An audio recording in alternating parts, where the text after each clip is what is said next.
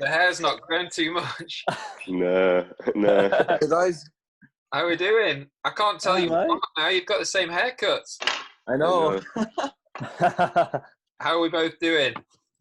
We're all doing fine. How are you guys doing? Eid Mubarak. Thank you. Yeah, thanks, mate. Oh yeah, Eid. What's Yeah, been happening, guys? not much. Not been able to get out and play tennis like Marwan. Marwan, Every day. Loving it. Just came back from playing now. Have you? You just been playing now? Yeah. I've been playing every day. Playing with Creedy tomorrow, then playing with Hadrian, and with my brother a bit. So every day. Do you play who won at tennis, guys? I'm the worst. Mate, I thought your serving was pretty good, but then I saw your return yesterday. It wasn't the best Have return. you seen the video? You nearly killed the camera guy. I almost hit that girl. Yeah. What's Creedy like? Because I don't think Creedy's not going to... His serve doesn't come from a great height, does it? I don't know. I'm playing him tomorrow, first time. It'd be good if he's fast across the baseline, though, wouldn't he? I know, but we'll see. I mean, he's got the racket. He's got everything. He's kind of... I feel he's ready. Of course he has. All the gear. Yeah. All the gear. He's got. That's exactly what he said to me. So what about golf? Either of you golfers, or? I wanted to. I've been trying, but I don't think we have anything around us. Maybe we could go and play at Millfield. Yeah, but I don't think we're not very good golfers. Let's put it. Yeah, we would like to be at some point, but no, it's not. It hasn't been for us. It's too slow for us. All in good time. It's all in time. Yeah. Have you guys been playing any golf? I've seen a picture. I think Nick has posted a picture. No. Nick's played more. I haven't played. Nick, I saw you pick once. I played once. But Daryl's the pro, though. Daryl's like a scratch handicapper. No, I'm not. Who wins out of both of you? Have you guys played before? Well, it depends how many shots I have to give him. Nick, for me, it's here, so it's not there. Oh, yeah, I know. You keep pointing. It's not there for me. You keep pointing, and I'm like... I was not doing a Jake secondary wall. Nobody's in my kitchen.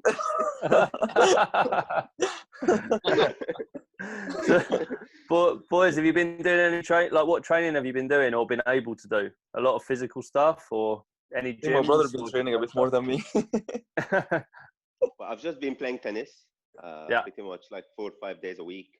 But I've been trying to do other stuff as well. A bit of like lunges, squats, a bit of like running as well. I mean, I do that one session a week with Mark Campbell, with Nick. So I'm kind of, which is tomorrow actually. So I'm kind of committing to that every week, and I quite like it as well. But apart from that, really nothing. Apart from just trying to keep healthy and a bit of fitness, maintain my level basically. Yeah. How different was Ramadan this year, guys, compared to usual? For me, actually, I think it's easier actually because we every year we have an event. Like last year, for example, we had the British Open. I played Wimbledon as well, so it was really hard on me. But this year, like, we actually had nothing to do. So I was actually sleeping at 4 o'clock in the morning. This is the time where we stop eating or drinking. So I was kind of sleeping 4 or 5 o'clock in the morning, and then would wake up around 12 or 1 p.m. and then kind of have 7 or 8 hours left. I think what makes having Ramadan hard during the season is actually not playing the tournaments. It's actually the time difference because we don't many of us don't fast during the event. We make those days after Ramadan again, but it's actually we're used to sleep the other way around during training, you know. So when we come to play the event, it's like we go to Hong Kong. We have to actually get the jet lag properly again. So that's the tricky part about Ramadan during the season. But I think we're used to it. Our body's used to it, and we've been doing it for so many years. So it's never really an excuse of not playing well in event in Ramadan, I think. You have to get used to it, definitely. You two don't suffer jet lag, do you? I've never heard you talk about that before. I haven't seen anyone worse than me. Like literally, like especially when I go to Shanghai, like literally I don't sleep at all. I can't, or Hong Kong as well. It's not ideal. But I'm okay going to the States. Coming back from the States is a bit hard always. Like playing Canary Wharf straight after Chicago is a bit tricky. Yeah. But there's no jet lag to Bristol. You're both in Bristol right now. How far apart do you live in Bristol? What's the setup down there? 5 minutes walk, really? 5 minutes walk, literally. Actually, we're meeting after this interview to play a little bit of PlayStation. What are you playing? Together? What's your game? Yeah. FIFA. We're playing FIFA. Yeah, FIFA. I've been better than him, but lately he's been beating me quite easy. But I'm kind of I normally play with Liverpool actually, because I like to play with Salah and Mane on front, and then I've got Van Dijk as a defender. But now I've switched to Juventus because they're so strong in every area, you know. Yeah. Mohamed, who did you play with? I play with Barcelona, Juventus. Yeah, just the strong teams really that normally wins. But then we play Call of Duty, and then he never beats me in Call of Duty. It's so intense though when we play. Yeah, I bet. It's good for reaction. Yeah, fair bit of rivalry, yeah. Does he go into beast mode? He goes into beast mode on Call of Duty. I can just imagine it. I'm getting better at it, but my brother is so much better than me. I can see Marwan being an expert sniper, and then Mohamed just losing the plot and coming out with a Uzi or machine gun. Just he hides. He hides. No, he hides. Oh, he hides. He hides. He's so clever. He hides. I didn't expect that. It's all about winning, mate. It's all about winning. He doesn't die much. He dies like five deaths. He gets only like 5 to 6 deaths. Everyone gets 35 and 40, and then he gets 5. You know? So it's the role reversal from the squash court. Mohamed is the Jackal in Call of Duty, and Marwan is the Beast, right? Actually, yeah. Actually, yeah. Esports is the way forward, I think. We need to crack off the squash game. Yeah, we do. Ones have not been the best, so there's something for you. Daryl with his production team. All right, guys. So welcome to the show. Thanks for coming on. No, thanks for inviting us. Yeah. No, thanks for coming. I thought we'd do something different, have you both on together. I know that you're so close, and we'll talk about that at some point in the show, but also kind of been rivals as well, and so we'll have a look at that as well. Mohamed, world number 1, 44 months now. Yeah. Do these months count and add to that as well, or is it? I'm not That's sure. That's the question I was going to ask. We should ask Daryl. You know, he works for the PSA. Yeah. Yeah. I mean, they count. Of course, they count. Frozen. Nothing you can do. By the time we come out of lockdown, it'll be 144, I think. But no, that's an amazing achievement. World champion 2017, 3 British Opens, amongst many other things that we talk about. Marwan, world finalist 2017, world number 3 is your highest. The Jackal and the Beast. We're confused as to which way round now because of your computer. Call of Duty. But amazing, possibly, arguably the best siblings ever to have played our sport. Sure, Mohamed's current coach Rodney might have a word about that. But welcome, guys. True. It's great to have you. Thank you. Thank you. Welcome. Before we start, I'm just going to show you a little clip. Again, if my shared screen works. So if you've got this, guys, I'm just going to show, because I think Marwan talks here. This is the first. Sorry about this, Mohamed. This is the first. Can you see this? Yeah. This is the first time Marwan beat you in Chicago. This is where I beat him. Yeah. I just wanted to show you this. You know, I think this kind of sums up the respect that you two have for each other, kind of this little exchange at the end. And there's a funny moment coming up because you actually grab your bag, Mohamed, and when I was watching it, I thought that you were leaving to the changing rooms, but actually you go back on the court and have a really nice exchange with Marwan. So that's what it is. He's going to be very emotional because it's the first time he's ever beaten him. It's lovely to see. First time he's ever beaten him on the PSA World Tour. Yeah, you know, I'm only here because of him. Whatever I've achieved in squash, I think I've done it because of him. You know, he taught me everything. He's happy for me today, but we've been dealing with a lot of things off the court. But if I have to choose one player that will come back from anything, it's going to be my brother. You know, he's got that personality, and I just can't wait to see him dominating dominating the sport again, once again. You know, he's such an amazing player.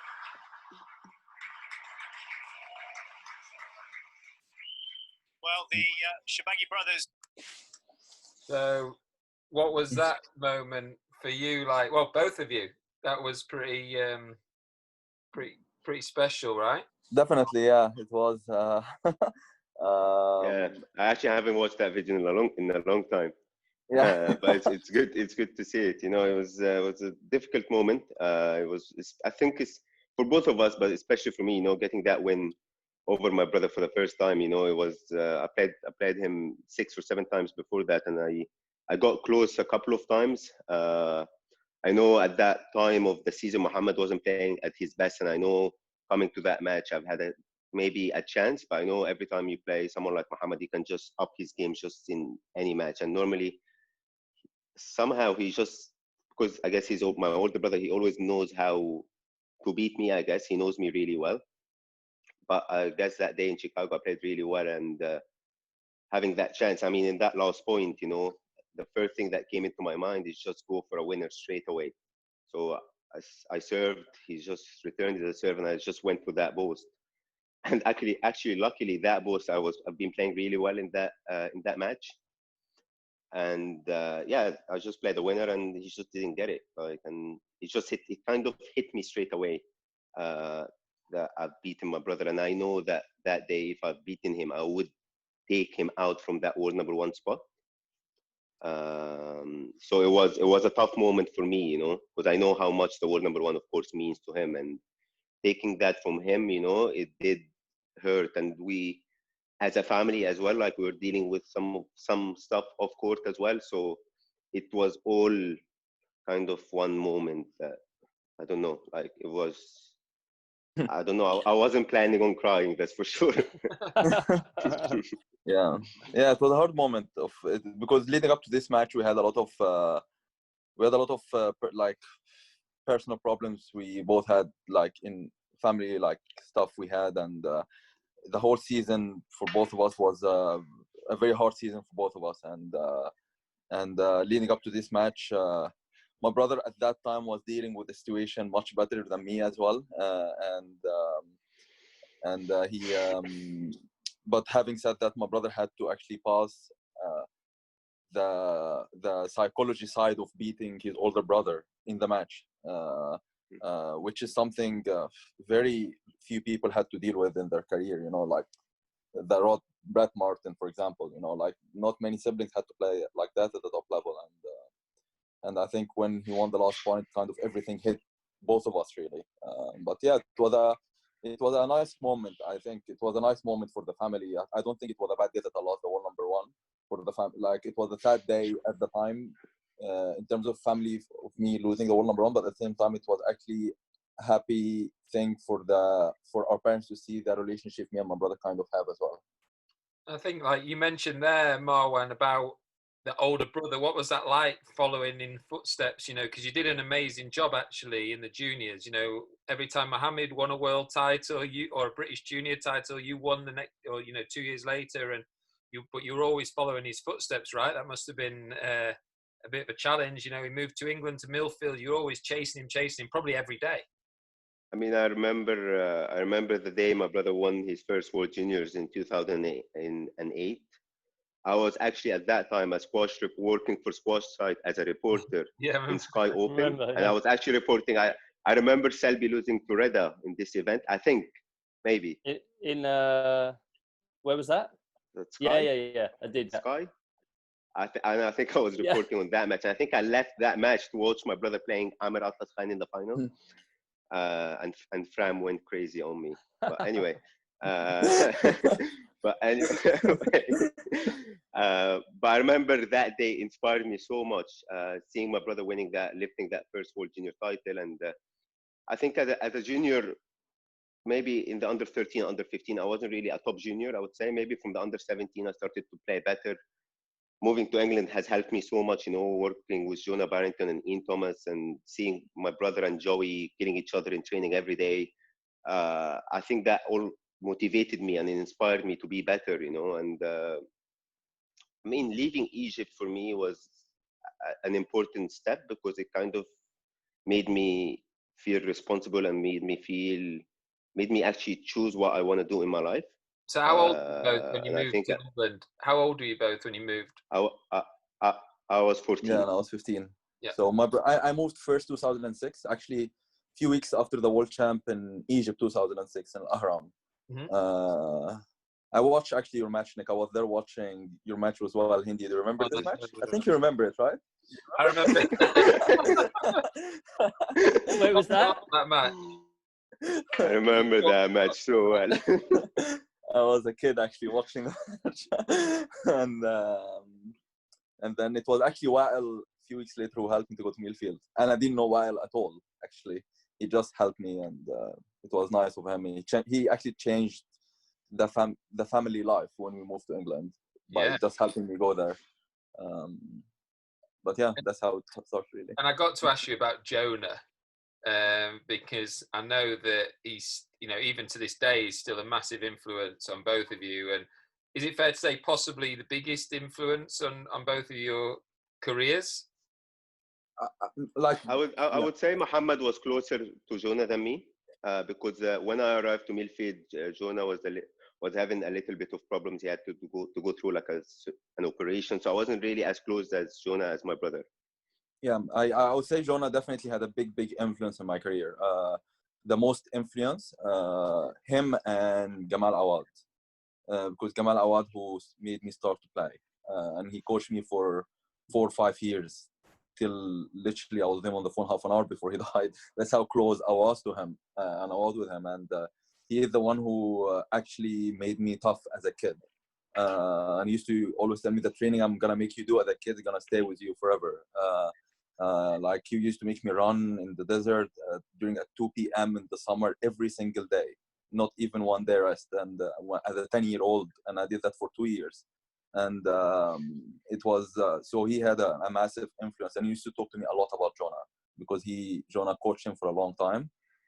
So I had always the same school as a kid, and that helped my character on court, I think. What I wanted to ask was, how difficult is it for you guys when you have to play each other? Like when you look at a draw and it comes out on the PSA site, like is that like just the worst feeling? I only ask it. I had it in a small amount with Peter Barker. I was such good friends with him that I grew up with him. We never wanted to play each other. And for you guys, it must be even worse. You loved playing Peter Barker. You always beat him every time you played him. You loved playing him. That's true. That's true. Later on. Mohamed's little signal thing, that was Daryl over Pete, I think. No, that's not true. He beat me a fair few times, but I hated playing him. I hated it. I hated every minute. I hated beating him, genuinely. So it must be tough for you guys. It's actually me and my brother, we played a lot of times. I think out of the players, out of maybe my generation, I think me and Ali, or maybe me, I played my brother a lot of times. Like, I think in one season we played about five times.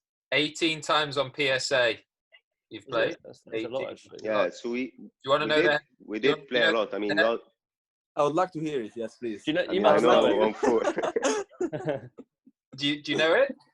Who won last time, though? Who won last time? Last time was Don't remind me, please. Just don't remind me.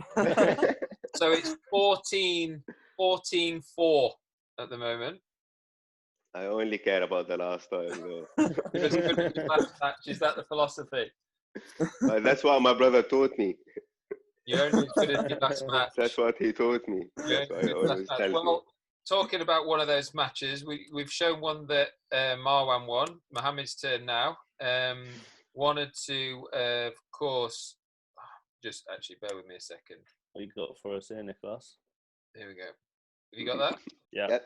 So the World Championships final match point. This was an incredible match. I remember commentating on this with Joey and PJ. And the thing that amazed me about this match, I kind of went to bed the night before and take this the right way, but I was a little bit disappointed because I thought the atmosphere might not be amazing. With two siblings, sometimes it's difficult for the crowd to know who to support, and sometimes they're just clapping both. And what I kind of was looking forward to, is the first time I did some commentary, was having an atmosphere for example, the time before in Manchester, we had the England-France or Laura against Raneem, or, you know, for example. Or you playing Greg, for example, like in the World What Championship. amazed me with this match was the atmosphere.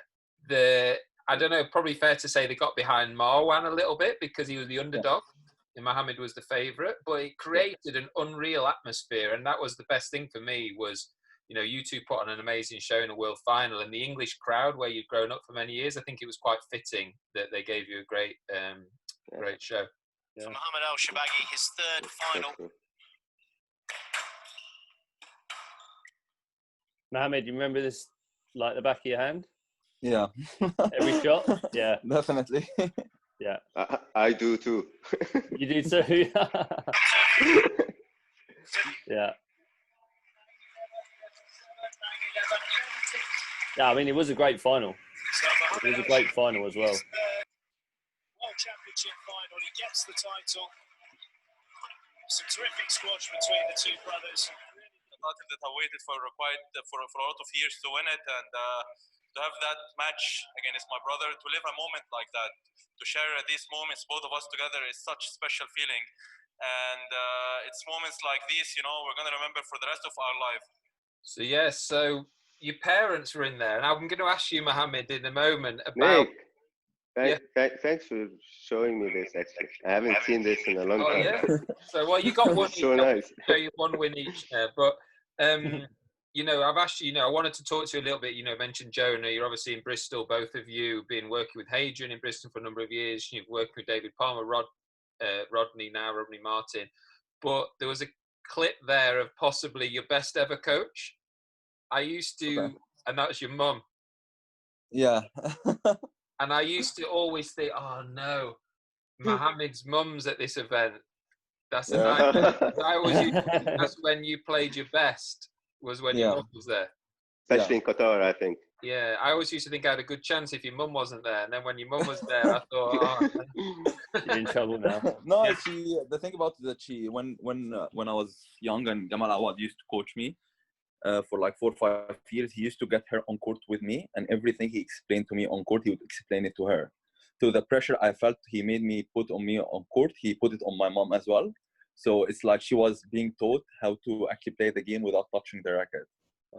But more than that, she understood me mentally, and she knew that that was my strength on court. So, and I needed that. More than someone tell me, oh, you need to hit the straight drive to the back of the court, you know.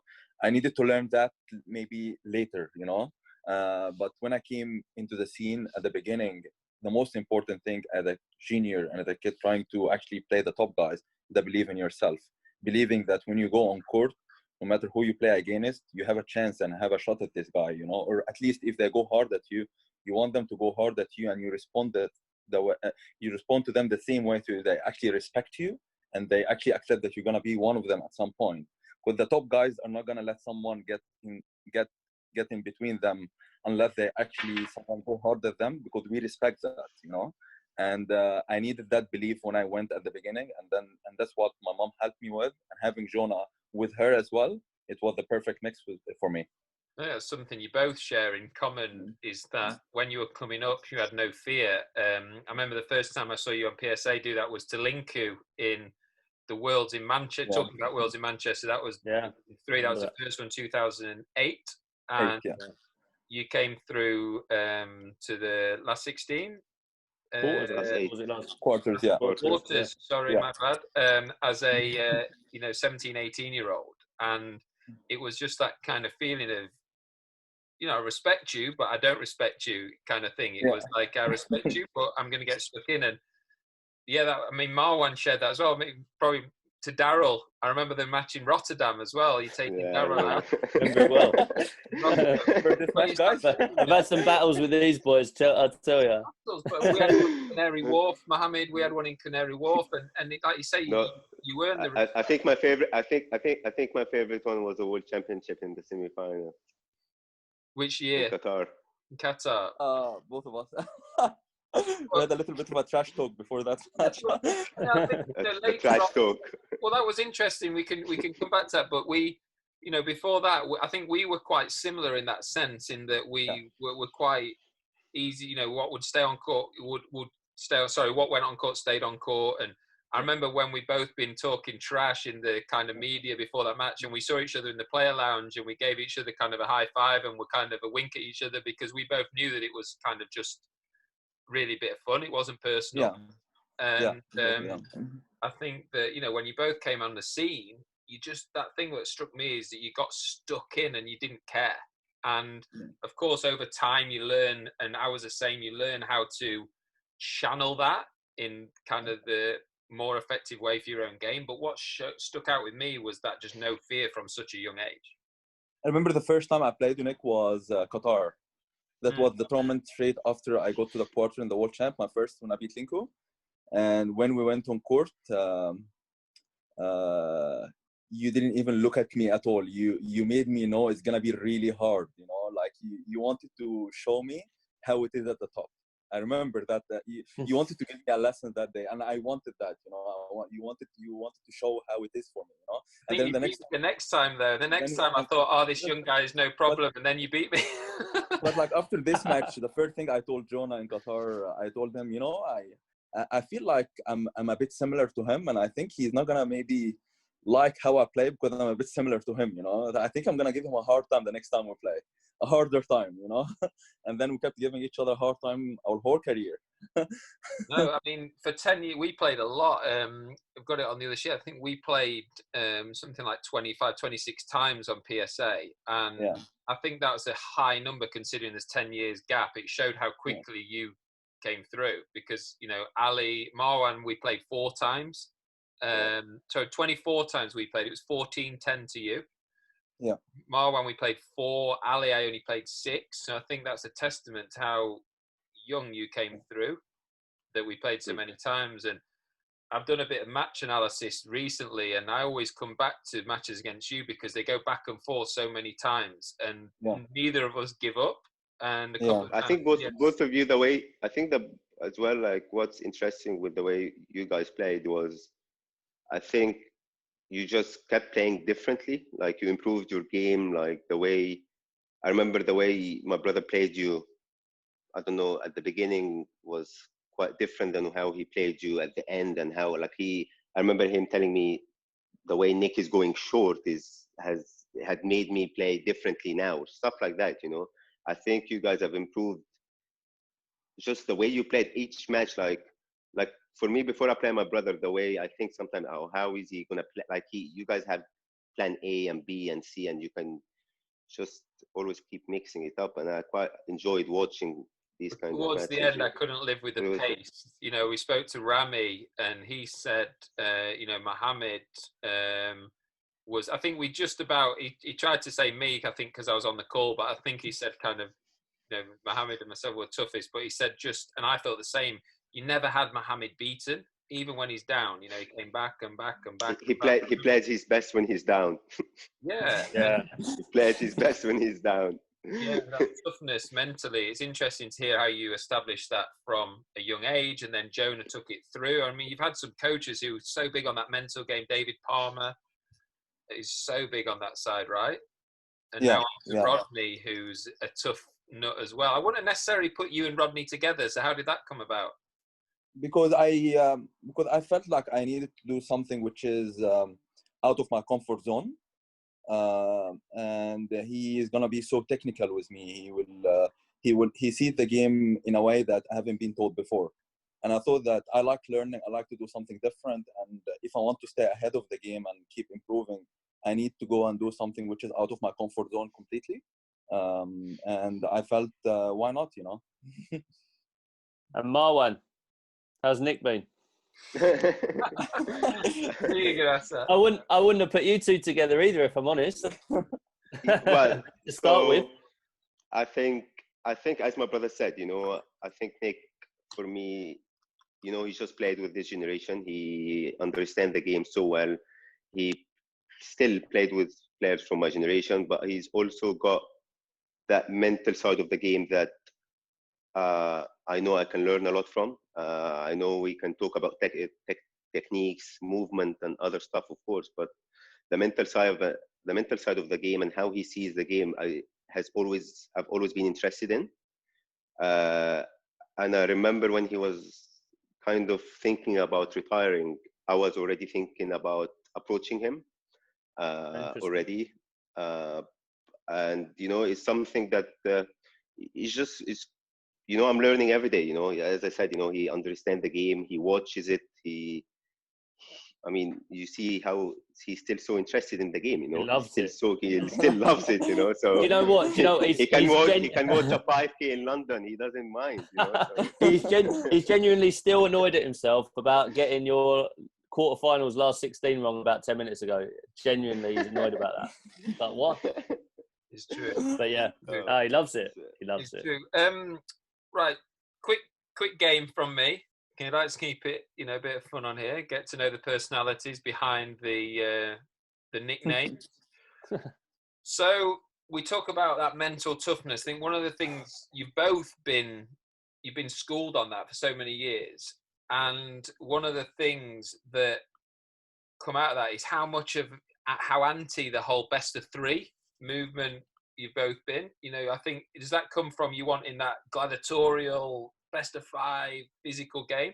I mean, with the best of three, I don't know. Like, I mean, I get the point. I get it's exciting. It could cause a lot of upsets. It makes the pace fast and exciting. But I prefer best of five because I feel like this is the way it's always been done. And it's a way that, I mean, I don't know. Like, I don't think it makes so much of a difference in terms of, I mean, I think the seeding still go throughs. And I think, like in Canary Wharf, I think Ali and my brother still played the final, you know. Tariq reached semis, maybe Greg beat Gawad, but that could have still happened. But it could still happen in a best of five, you know. Sure. With Gawad being Gawad. But yeah, I mean, I don't know. I just like this. I just like it tough. I just like it to be tough. I like the sport to be. I don't know. I enjoy the best of five. I enjoy players getting tired and push mentally and find other ways. And I like seeing players suffer in a way. You know, like it's. Well, it's coming from Jonah, the Jonah mentality, right? No. I think with the best of three for me is like for me what the idea of what makes me against it is actually was seeing some players supporting the best of three because they were just getting older in their careers. To be honest, I'm being honest with you, because I don't like athletes asking for it to be softer on them. Professional athletes, you know, I respect athletes who want it hard, you know, and but at the same time, I see the opportunity of the best of three market in the sport. Like, I don't mind the idea of the best. I think the idea of the best of three, if the fans and the sponsors like the best of three, then even if they want best of one, we have to do it, because end of the day, we play for the fans and the sponsors, you know. We don't have a say as players to decide. But that's what I didn't like about the best of three a little bit. But like other than that, World Series finals, for example, the pools, and then you go to the best of five, right? I think if you go best of three, I think we should go best of three the whole event.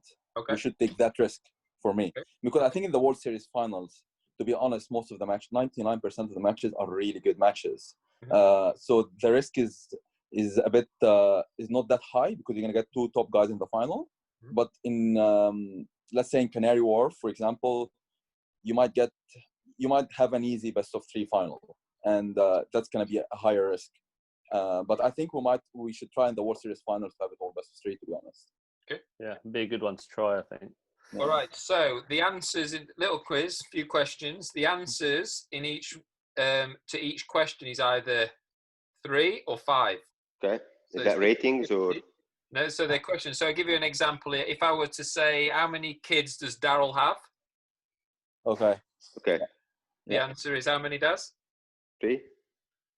Yeah, definitely not 5. Definitely not 5. Okay. I'm going grey, but I'd be fully grey if I had 5.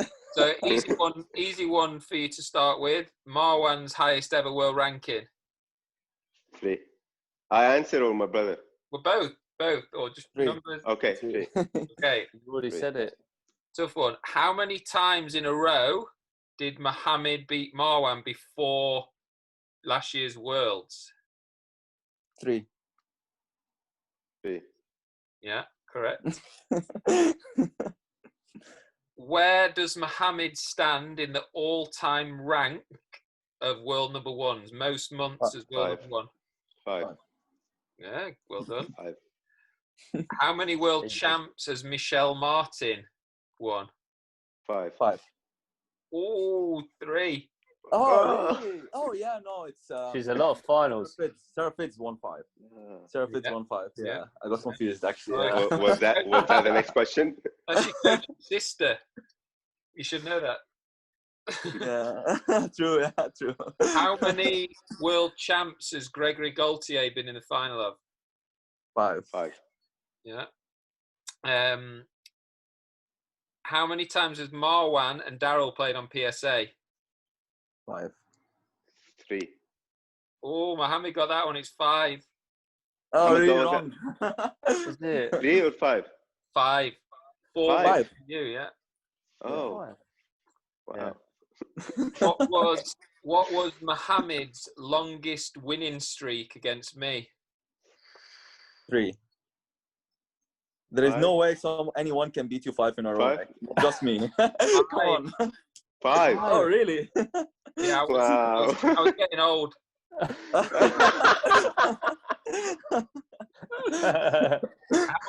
Last one. How many times has Mohamed beaten Rami Ashore? 3. 3. Yeah. Nice. Smash that. Yeah, there you go. Just a little bit of your career. Absolutely smash that. Talking of Rami, you mentioned a lot about that generation. This is the last bit for me before I hand over to Daz. You mentioned a lot about that generation in your career, Mohamed. Like Rami, myself, Greg, James, Shabana. Yeah. All 5. I'm going to go through them, and I'll do the same for you, Marwan, your generation set. One word to describe all 5. Okay, so first of all, we'll go Rami. One word. Miracle. James. Smooth. Me. Hard. Greg. Monster. Shabana. Maestro. He has to be maestro. It's just maestro. Maestro is the right word. You thinking with that, Mohamed? You go with maestro? Yeah, I agree.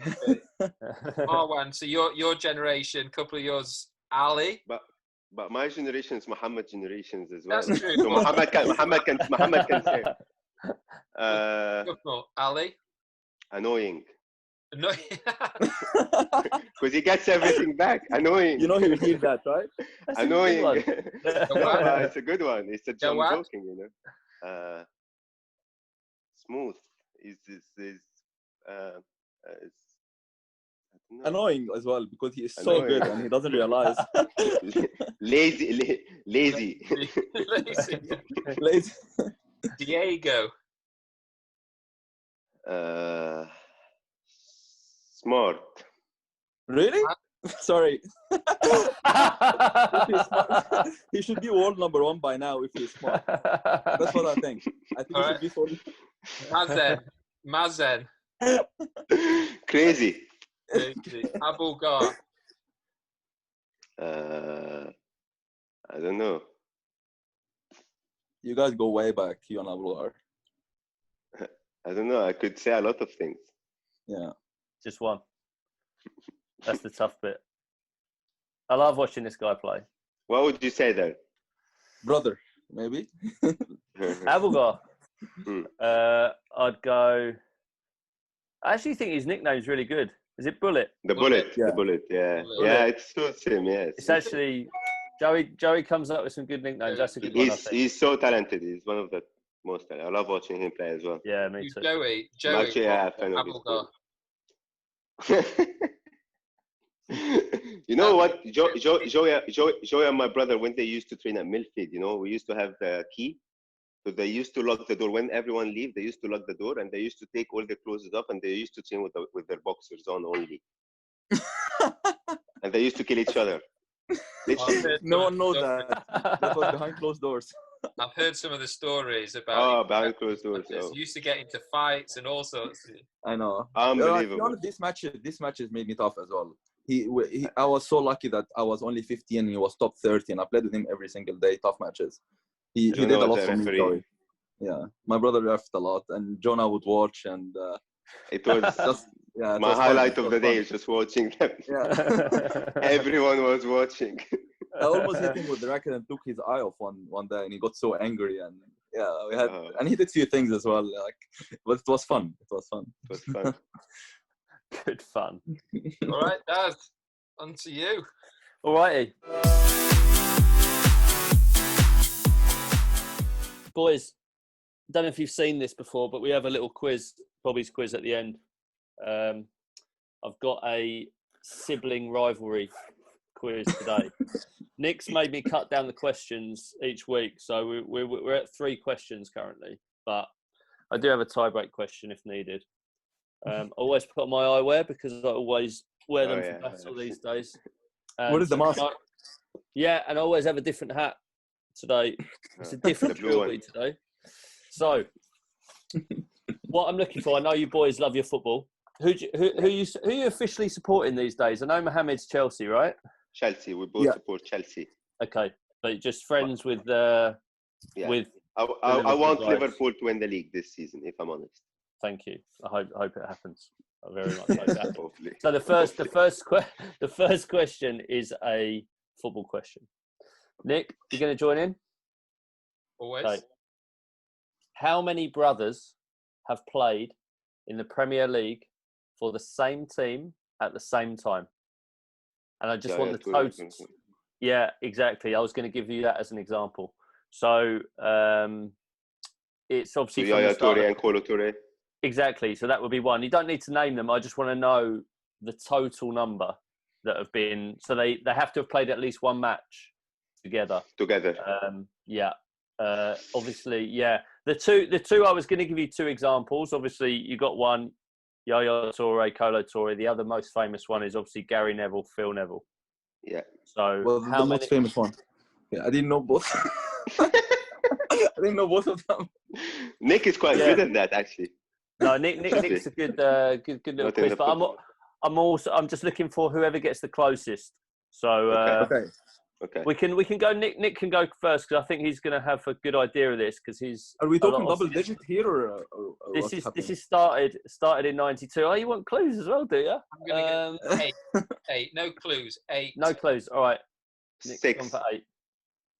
Okay. Mohamed. Oh. You got it 13. right? 13. Oh my God. Oh my God. See, he's got no clue. No, he knows his stuff, clearly. That's why he's world number 1. That's how he does it. Yeah, exactly. He learns from everyone else. Bosh. Yeah, there's 13. There's 13. Neville, Toure, Fabio Rafael Silva, Ayew, Wright Phillips, Olsons, who are actually twins, Caldwells, Wigan, Amiobis, Longstaff, 2 Newcastles, Wallace, Chambers, and Moore, and Quinn. I think that's the one I missed, actually. You missed that one. Quinn? Yeah. That was a tough one, actually. They only played one match together. Yeah, that's the one I missed. Could I count all you want the same? All the other ones you did, yeah.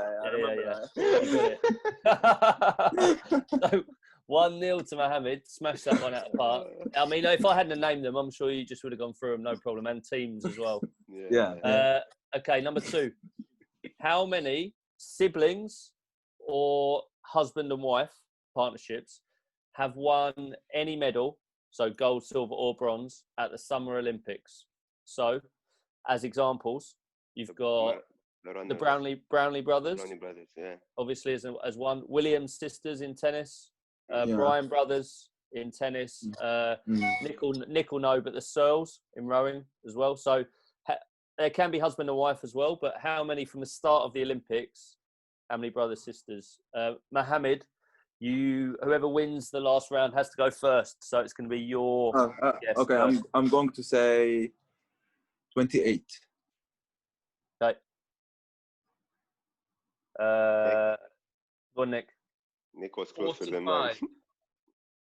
45. Marwan, what you got? I think 52. 52. What? Boys are smashing it. They're smashing the quiz out the park. What? 50, What 50, is it? 53. No way. 53. Right, Marwan, name them. Name them now, yes. I've given you 4. No, now we don't have the other. time. We don't have the time. Boys, I have to say, no one has. I'm trying to make the quiz a little bit easier, but this is ridiculous. You need to make it a bit tougher. Sorry, boys. I mean, Yeah. I've actually got save the easiest question for last as well, to be honest. Okay, so it's 1-1. Nick, you need this to take it into tiebreaker. I would like you to have a tiebreaker because I've got a good little question here. But how many siblings are currently in the top 100 PSA rankings? And if you can add that together with the amount of husband and wife combinations in the top 100, I need a number for the 2. So siblings, men's and women's, husband and wife. There might be a crossover of 1 or 2, but okay. I'll give you 10 seconds because this is obviously we don't want dead space to silence. Nicholas got his Sheffield photo up. Yeah, he can't talk to me because he's thinking, isn't he? He's thinking quickly. I can't podcast, mate. Marwan, you got to go first. You got to go first. Guys, one sec. Yeah. Guys, I'll give you an EG. An EG. You 2 count. So your brothers obviously siblings. Oh yeah, thanks for that. There's one. That's really helpful. There's one. Go on. I'll go on, go Marwan. for 9. Okay. Oh, really? That much? Okay, I'm the 3rd, right? 8. Okay. Mohamed? 6. Oh, Marwan, first guesser, takes it. It's 11. 9? 11. 11. Oh, wow. Yeah. Surprised no one went I higher. swear, Come on, you can name them now. You can name them now. This one we can name. Okay. Go on. Myself and my brother. Yeah. Tariq Raneem, Ali Noor. Yeah. Who else? Greg and Jonah. Greg and Donna. Oh, yeah. Nella, her sister? Klein and Olivia. Oh, yeah. Yeah. Salazar. Salazar. Caesar Salazar. Yeah. Hamami, brother and sisters. Yes. Nella and her sister. Nella and Tina. Yeah. Nella and Paul not married yet? No. Okay. Kandra? But Sina retired. Oh, she's retired. Current top 100. You're missing a couple of big ones. Tarek? On the female side, sisters. Female sisters. You got the Rachel. Oh, no. No. If I say their nationality, you'll get it straight away. Milu and Toby's, yeah. Oh my God! And then this was a quiz question in a quiz I do with a mugs quiz, and Messi of squash, Adam Murrells. This was his question for all of us, and there's one brother and sister pairing I just didn't get, and you haven't got it either, which makes me feel better. But very, very high ranked woman, and she has a brother who's a very, very good player as well. Oh, Tasnia and her brother, Tasnia and Emir. No. Emir He's not top 100. not in the top 100, no. Oh, he's not top 100? Okay. French. Oh, Camille and Luca. Yeah. Oh my God. And then to add into that, obviously Lucas and Anna. Oh yeah. Oh yeah. Wow. Anyway. That was the closest anyway. But that was, we needed time for that one. We could have got it. Yeah, I know. I think we would have missed a few though. We would have missed a few. Maybe. We would have missed. We would have missed. Even with a bit of time, I actually missed some, I have to admit. But boys, no. Marwan, 2-1. You boys smashed the quiz, to be fair. Absolutely smashed it. Nick, what happened? It's a bit like my golf game. It was like bogey golf. I know, it's just pressure is good. Normally good at quizzes. I've lost count, actually, how many you've lost. in the series. 4-2 to the guests.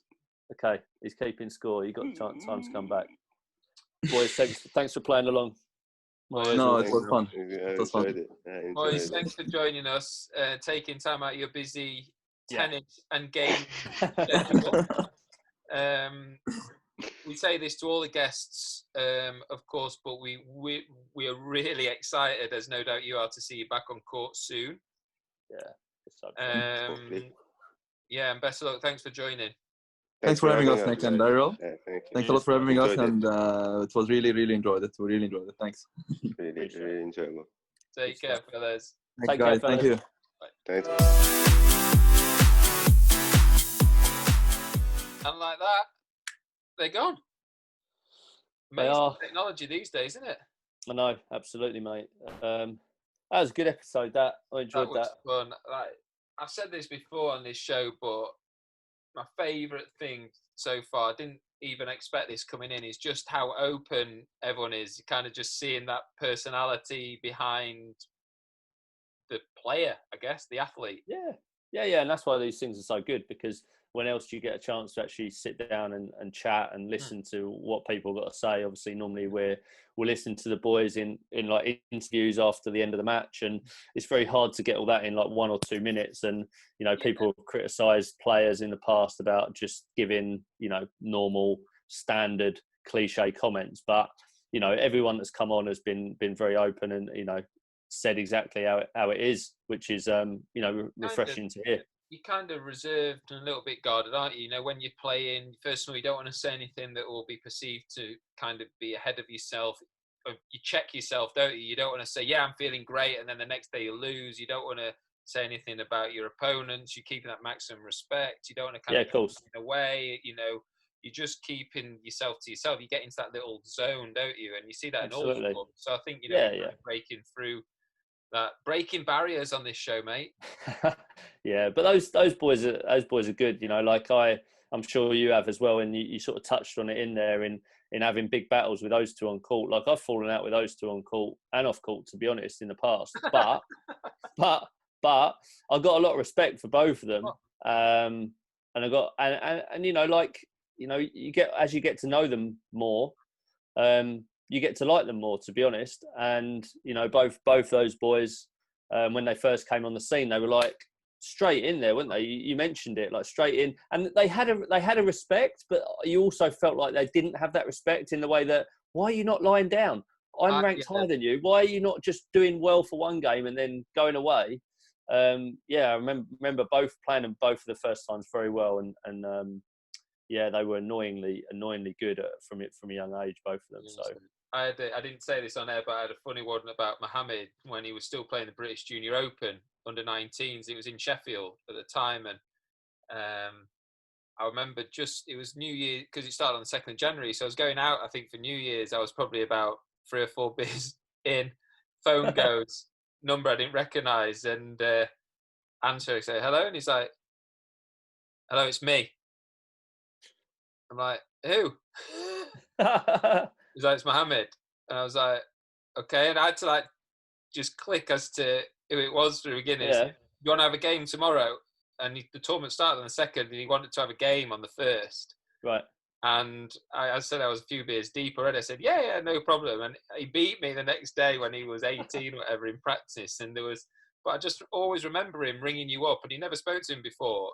And it was the way that he spoke on the phone. He was so confident. He was so, it's me kind of thing. I was, no, I can imagine that. Well, I played him in the BSPA when he was like 15 or 16. No idea who he was. Rocked up. I think he was in Aberdeen. And I think I barely did a warm-up. I just got off the plane, and he tonked me free love. I was like, sorry, who's that? Who's that? I think he might have even nearly won it, I think. And there was also some good players in it in those days. And that was the first time I experienced the force that is Mohamed. But these days, obviously, they're both tough players in their own way. And I think they get, one thing I love about them is they both speak and say what they want and how they feel and stuff like that. And although they can be controversial characters in their own ways in different aspects of squash, they definitely both bring talking points to the game in different ways. And 100%. you know, both as squash players, as you said, like world number 3, Mohamed's record of world number 1, etc., speaks for itself. So pleasure to have those boys on and chat, to be honest. 100%. So what we got next? Blimey, how many episodes have we done? That's the 6th one, isn't it? 6, yeah. So we're going for 8, aren't we, in series 1? 2 more. Smashing them out, yeah, 2 more. So up next, I believe we have a little mix agendas and mix of player coach. We got Amanda Sobey, who the boys couldn't remember in terms of the siblings, but I'm sure they'll be kicking themselves. But yeah, Amanda, who loves speaking her mind, which is I was going to say, speaking of which, I positively encourage. But and her coach obviously at the moment is Thierry Linku, who's a legend in his own right, and a thoroughly nice guy. So that'll be a good little chat next time. Looking forward to it. Tune in next week. We'll see you Lovely there. stuff. Cheers, mate.